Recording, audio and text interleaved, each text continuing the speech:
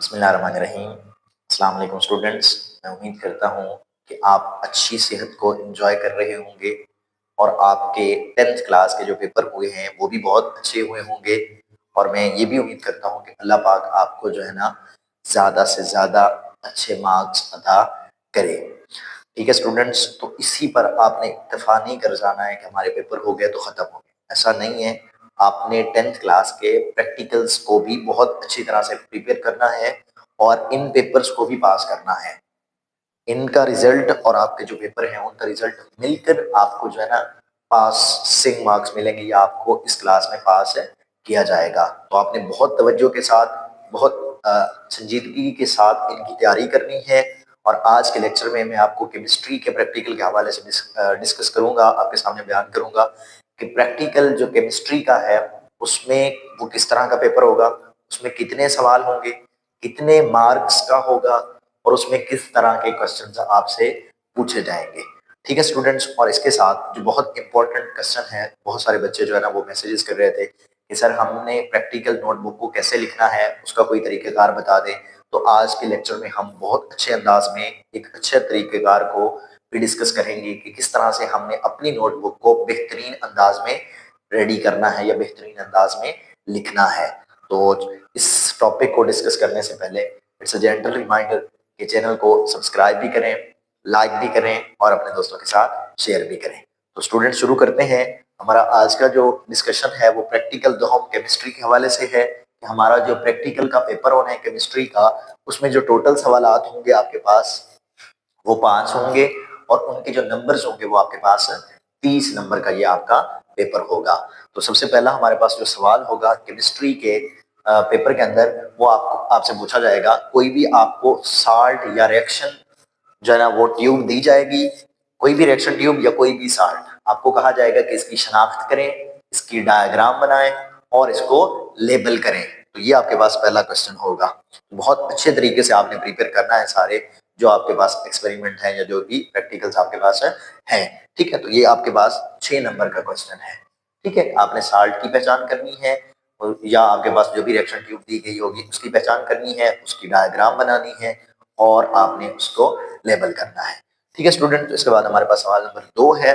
तो इसमें भी आपको कोई भी मटेरियल दिया जाएगा या कोई भी केमिकल दिया जाएगा, उसकी आपने पहचान करनी है और कम से कम एक उसकी खसूसियत लिखनी है या एक रिएक्शन लिखना है। ठीक है, अगर आपको कोई भी केमिकल दिया जाता है तो उसका आपने कोई एक रिएक्शन लिखना है और अगर आपको कोई मटेरियल दिया जाता है तो उसकी कोई ना कोई एक खासियत लिखनी है, आपने खसूसियत लिखनी है। तो ये आपके पास दूसरा क्वेश्चन है और ये तकरीबन ऑलमोस्ट आपके पास 7 नंबर का क्वेश्चन होगा। ठीक है स्टूडेंट, इसके बाद हमारा जो मेजर क्वेश्चन है सवाल नंबर 3 है। इसमें आपने एक मुकम्मल प्रैक्टिकल आपको दिया गया होगा, उसको आपने परफॉर्म करना है, उसको आपने लिखना है। ठीक है स्टूडेंट्स, आपने पेपर में लिखना होगा उसको।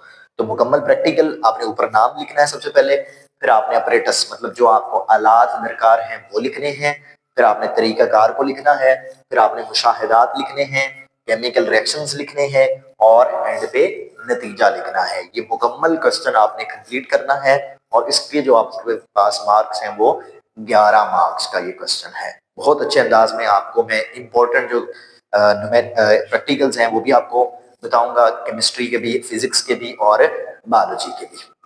ठीक है, तो इसके बाद हमारे पास सवाल नंबर 4 है जो कि हमारी प्रैक्टिकल कॉपी है। नहम और दहम दोनों क्लासेस के जितने भी प्रैक्टिकल्स हैं वो आपने प्रैक्टिकल कॉपी के अंदर अपने लिखने हैं। ठीक है स्टूडेंट, तो सवाल नंबर ये आपके पास 3 नंबर का है। इसके बाद हमारे पास सवाल नंबर 5 है। तो इसमें आपसे ज़बानी सवालात पूछे जाएंगे जिसको आप वाइवा बोलते हैं। ठीक है स्टूडेंट्स, तो इसमें होगा क्या कि आपके प्रैक्टिकल पेपर के अंदर जो क्वेश्चन आए हैं उन्हीं में से भी पूछा जा सकता है और अगर आपको उनमें से नहीं पूछा जाएगा और कोई अच्छा बंदा होगा तो वो आपसे अपने बारे में भी पूछ लेगा कि आप खुद को बयान करें। तो कम से कम हमें इतना तो आना चाहिए कि हम खुद को बयान कर सकें।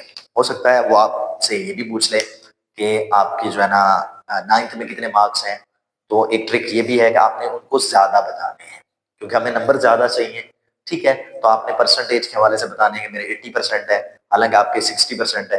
तो फिर वो आपसे मार्क्स पूछ ले तो फिर जो आप बता रहे हैं 80% उसके हिसाब से कैलकुलेट करके बताने हैं कि कितने जो है ना वो 80% हिसाब से बनेगी। आपने पहले ही कैलकुलेट करके जाना है। अगर आपसे पूछा जाए आप 80% बताएंगे और 80% पे कितने मार्क्स बनते हैं। ठीक है स्टूडेंट, इसके अलावा सिफारिश भी इसमें बहुत मैटर करती है, बहुत ज़्यादा मैटर करती है कि आपने एक तो पेपर की तैयारी करके जाना है और साथ में अगर सिफारिश हो जाती है तो आपको मुकम्मल नंबर मिल जाते हैं। ठीक है, लेकिन आपने बहुत अच्छे तरीके से तैयारी की हुई है, आपने हर चीज़ मुकम्मल लिखी है, आपने वाइवा भी अच्छा दिया है, तो भी आपको मुकम्मल नंबर मिल जाएंगे।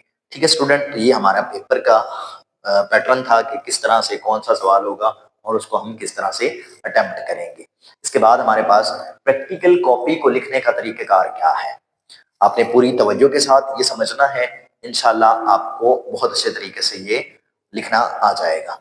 तो हमारे पास जो प्रैक्टिकल जहां पर हमने लिखना स्टार्ट करना होता है, जो पेज होता है उसकी दो साइड्स होती हैं, एक पेज लाइन एक पेज एक साइड की तरफ जो है ना वो लाइनें लगी होती हैं और उसकी बैक साइड जो होती है वो ब्लैंक होती है। तो हमने समझना है कि लाइन वाले पेजेस के ऊपर हमने क्या क्या लिखना है और ब्लैंक पेजेस के ऊपर हमने क्या क्या लिखना है। तो सबसे पहले ऑन द लाइन पेजेस, कि जो लाइन वाले पेजेस हैं उसके ऊपर हमने मिसाल के तौर पे आपकी नोटबुक आप स्टार्ट कर रहे हैं, मतलब आप सबसे पहला एक्सपेरिमेंट लिख रहे हैं, तो आप सबसे ऊपर जो हेडिंग देंगे मार्कर के साथ वो आप लिखेंगे एक्सपेरिमेंट नंबर 1। ठीक है, आपने एक्सपेरिमेंट नंबर 1 लिख लिया, खत्म हो गया, फिर आप लिखेंगे एक्सपेरिमेंट नंबर 2 जब आप नया शुरू करेंगे, एक्सपेरिमेंट नंबर 3, एक्सपेरिमेंट नंबर 4। ठीक है, तो ये आपने मार्कर के साथ ऊपर लिखना है। उसके बाद आपने लिखना है टाइटल ऑफ द एक्सपेरिमेंट, ये भी लाइन पेजेस के ऊपर लिखना है। ठीक है, ये चारों हेडिंग्स जो दी हैं ये लाइन पेजेस के ऊपर लिखनी है। टाइटल ऑफ द एक्सपेरिमेंट का मतलब क्या है कि आपका जो एक्सपेरिमेंट है उसको आपने लिखना है कि मैं इस वक्त ये एक्सपेरिमेंट परफॉर्म करने लगा हूँ। ठीक है, उस एक्सपेरिमेंट का नाम ये भी आपने किसके साथ लिखना है, मार्कर के साथ लिखना है। इसके बाद हमारे पास क्या है जी, ऑपरेटर्स रिक्वायर्ड, जो आपको उस एक्सपेरिमेंट के दौरान सामान दरकार है, आलात दरकार है, ठीक है, वो आपने लिखने हैं। ये ऑपरेटर्स रिक्वायर्ड जो है ये आपने मार्कर के साथ लिखना है। जो आपको आलात दरकार हैं, जो चीजें आप लिखेंगे, मिसाल के तौर पर स्टॉप वॉच है, वर्नियर कैलिपर है, ठीक है, जब हम फिजिक्स की बात करते हैं, ठीक है, तो उसको आपने इंक पेन के साथ लिखना है। ठीक है स्टूडेंट, इंक पेन के साथ, इसको मार्कर के साथ, और जो आपको सामान दरकार है उसको आपने इंक पेन के साथ लिखना है। उसके बाद आपने प्रोसीजर की हेडिंग देनी है, ये भी आपने मार्कर के साथ लिखना है। ठीक है, और इसको आपने लाइन पेजेस के ऊपर लिखना है कि यहाँ से आपने स्टार्ट किया, सबसे पहले आपने एक्सपेरिमेंट नंबर लिखा, फिर आपने टाइटल लिखा, ठीक है, फिर आपने उसका ऑपरेटर्स लिखा, फिर आपने प्रोसीजर शुरू कर दिया। मिसाल के तौर पे मैं कहता हूँ यहाँ से आपने प्रोसीजर शुरू किया है। ठीक है, अब आपने प्रोसीजर इसको हेडिंग दी है, इसके बाद आपने मार्कर के साथ इंक पेन के साथ लिखते रहना है। आपका एक पेज खत्म हो गया, अब आप दूसरे पेज के ऊपर जाएंगे तो आपने ब्लैंक पेज को छोड़ देना है, उससे अगला जो लाइन वाला पेज होगा उसके ऊपर प्रोसीजर शुरू कर देना है, और आपका ये प्रोसीजर दूसरे पेज से आगे नहीं जाना चाहिए। मतलब लाइन, एक लाइन वाला ये हो गया, एक इससे अगला जो लाइन वाला पेज होगा उसके इख्तिताम तक आपने उसको खत्म करना है। अगर अभी भी आपका रहता है तो आपने नहीं लिखना है, बस उसको छोड़ देना है। ठीक है स्टूडेंट, और क्योंकि हम केमिस्ट्री कर रहे हैं तो साथ में जो केमिकल रिएक्शंस हैं वो भी आपने इधर ही लिखने हैं, एंड पे, प्रोसीजर के एंड पे आपने केमिकल रिएक्शंस को भी लाइन वाली पेजेस के ऊपर लिखना है। ठीक है स्टूडेंट्स, तो ये सारी चीजें जो आपके पास प्रोसीजर है, आपके पास ऑपरेटर्स रिक्वायर्ड है, टाइटल ऑफ द एक्सपेरिमेंट है और एक्सपेरिमेंट नंबर है, ये आपने लाइन पेजेस के ऊपर लिखना है, लाइन वाले पेजेस के ऊपर। इसके बाद हमने ब्लैंक पेजेस के ऊपर क्या लिखना है, तो ब्लैंक पेजेस के ऊपर कोई भी आपका जो मटेरियल है जिसके बारे में आप एक्सपेरिमेंट लिख रहे हैं, ठीक है, वर्नियर कैलिपर है, आप जो है ना जीरो मतलब कोई भी चीज, मतलब फिजिक्स की बात कर रहा हूं मैं, वहां पर अगर आपको वो मतलब लिखना है तो फिर आप उसकी डायग्राम बनाएंगे। केमिस्ट्री में जो चीज आपको दी गई है, कोई भी केमिकल दिया गया है, कोई भी मटेरियल दिया गया है, तो उसकी आपने डायग्राम बनानी है। ठीक है, समझ आ रही है बात की, ये किसके ऊपर बनानी है, ब्लैंक पेज के ऊपर बनानी है। जो पहले वाला था, ये जहां से आपने शुरू किया था, इसकी ब्लैंक पेज के ऊपर डायग्राम बनानी है, फिर इसको छोड़ देना है। जो अगले पेज की ब्लैंक पेज होगा, ब्लैंक पेज होगा, उसके ऊपर आपने क्या करना है, ऑब्जर्वेशंस को लिखना है, कैलकुलेशंस को लिखना है, रिजल्ट्स को लिखना है, और मतलब आपने जो की चीजें बच गई होंगी वो आपने उधर लिखना है। लाइन पेजेस के ऊपर बस आपने ये चीजें लिखनी है, ब्लैंक पेजेस के ऊपर आपने ये चीजें लिखनी है। ये मैंने साथ में ब्लैंक पेज बनाया, ये लाइन पेज बनाया। ठीक है, तो इस तरह से आपने अपनी हर एक प्रैक्टिकल को मुकम्मल करना है। एक और चीज, यहाँ पर आपने जो भी ब्लैंक पेज के ऊपर लिखना है वो लेड पेंसिल से लिखना है, कोई मार्कर इस्तेमाल नहीं करना है, कोई इंक पेन इस्तेमाल नहीं करना, कोई पॉइंटर इस्तेमाल नहीं करना है ब्लैंक पेज के ऊपर। कोई हेडिंग भी देनी है तो वो भी आपने किसके साथ देनी है, लेड पेंसिल के साथ। उसको थोड़ा बोल्ड करके दोबारा उसके ऊपर लिख देंगे तो वो आपको थोड़ा बोल्ड नजर आने लग जाएगा। तो ये एक मुकम्मल तरीकेकार है कि किस तरह से हमने प्रैक्टिकल कॉपी को मुकम्मल करना है। एक्सपेरिमेंट नंबर 1 सारी इसी तरह से लिखेंगे, फिर आप एक्सपेरिमेंट नंबर 2 करेंगे तो वो भी आप इसी तरीके से लिखेंगे, फिर एक्सपेरिमेंट नंबर 3 तो वो भी आप इसी तरीके से लिखेंगे, ठीक है। और कम से कम 12 एक्सपेरिमेंट प्रैक्टिकल लिख देंगे तो वो आपकी कॉपी जो है ना वो मुकम्मल हो जाएगी। मैं उम्मीद करता हूँ कि आपको ये अच्छे अंदाज में समझ आ गया होगा। अभी भी आपका कोई भी डाउट हो, कोई भी क्वेश्चन हो तो वो आप कमेंट बॉक्स में पूछ सकते हैं। अल्लाह हाफिज।